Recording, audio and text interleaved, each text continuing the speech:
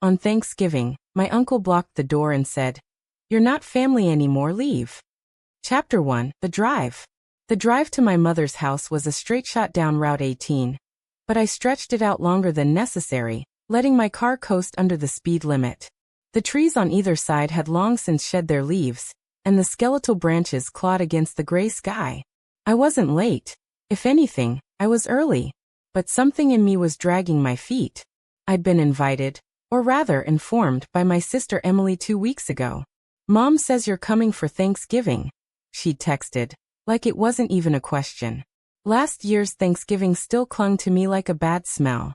I could still hear the moment my mother, wine glass in hand, had announced to the whole table, "Oliver here still can't keep a girlfriend.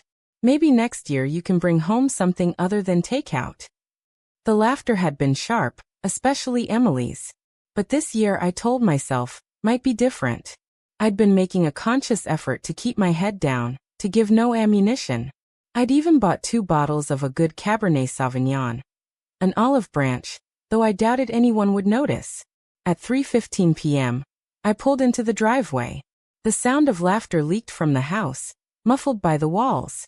Through the dining room window, I caught sight of movement. Plates being set, people milling about, the hum of a holiday in full swing. I got out of the car, adjusted my jacket, grabbed the wine, and rang the doorbell. Chapter 2, The Door. It was my Uncle Ray who answered, bracing himself in the doorway like a nightclub bouncer. He didn't even look surprised to see me. "You're not coming in," he said. I thought he was joking. "Excuse me." "You heard me. You're not family anymore. Leave." His voice carried into the house, loud enough for the whole room to hear. I looked over his shoulder. My mother was there, hovering near the dining table. She was smiling, not sheepishly, not nervously, but in satisfaction. Her hand rested lightly on the back of a chair. My chair. She gave it a little pat, then stepped aside so Emily's boyfriend Brian could take the seat. My chest went hollow. I didn't argue. Didn't ask why.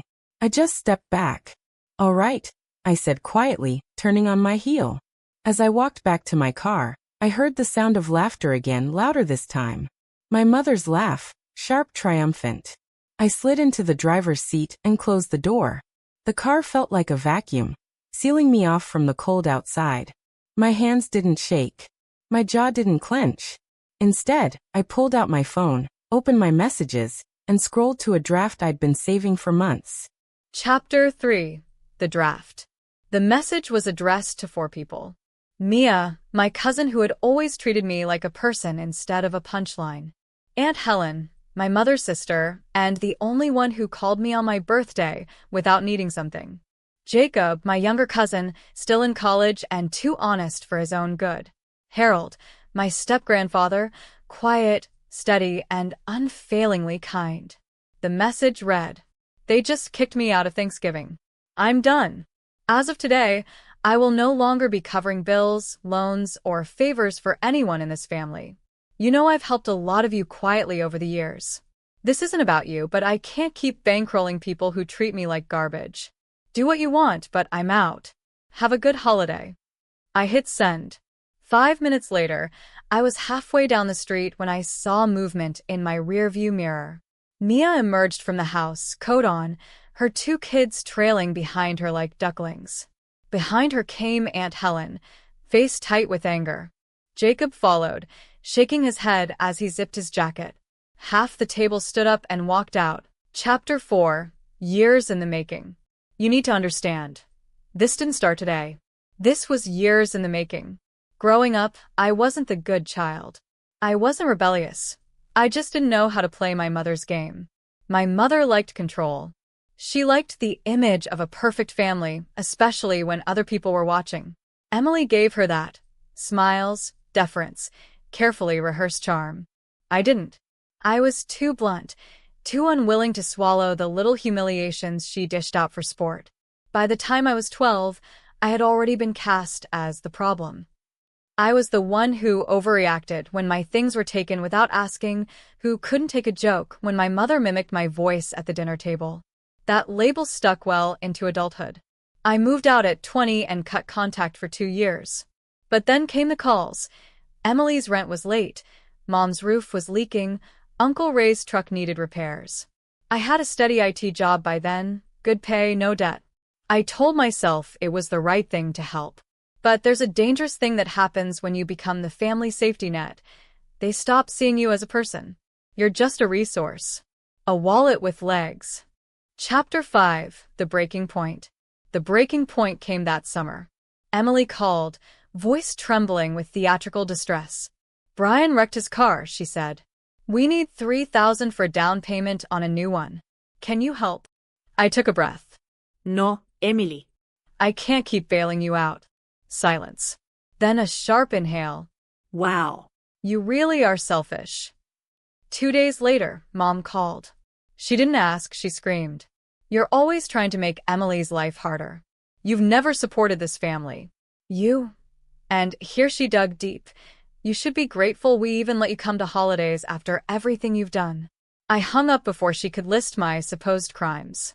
That night, I made the draft message. I told myself I'd send it when I was truly ready to be done. Not out of spite, but out of finality. Thanksgiving handed me that moment. Chapter 6, The Fallout. By the time I got home, my phone was buzzing like a hornet's nest. Mia's text, I'm sorry. I didn't know it was this bad. I've seen them be rude to you, but I didn't know they were also using you for money. Aunt Helen called, her voice shaking with anger. Your mother is out of her mind. She told me you've been unstable for years. She said you begged her for money, not the other way around. Then came Harold's call. Son, I want you to know something, he said. I've left you a good sum in my will. Your mother and sister both tried to talk me out of it, said you'd waste it. But I trust you. Hearing that hit me like a blow, not the money but the fact that they had tried to cut me out completely. The fog cleared then. This wasn't about misunderstandings. It was about control, about keeping me in the role they'd written for me. Chapter 7, The Shift. In the weeks after, the family split was obvious. Helen and Mia stopped attending dinners at my mother's house. Jacob cut ties with Emily on social media. Harold called me more often, asking if I'd eaten, if I needed anything. Meanwhile, I heard through a mutual acquaintance that Emily and Brian had been evicted after falling behind on rent. Mom was telling anyone who would listen that I had abandoned them. I didn't feel guilty. Not one bit. For the first time in my life, I wasn't chasing their approval. I wasn't rearranging my schedule, my wallet, or my self-worth for people who saw me as disposable. Chapter 8, 1 year later. The next Thanksgiving, I sat in Mia's backyard under a mild November sun. We grilled turkey breasts, the kids ran barefoot in the grass, and there wasn't a single snide remark all day. At one point, Mia pulled me aside. You know, you changed everything. You gave us permission to stop pretending. I smiled, the kind of smile that sits deep in your chest. I never got an apology. I probably never will. But I got something better, the quiet, steady peace of knowing I don't need them anymore. And that's worth more than any seat at their table.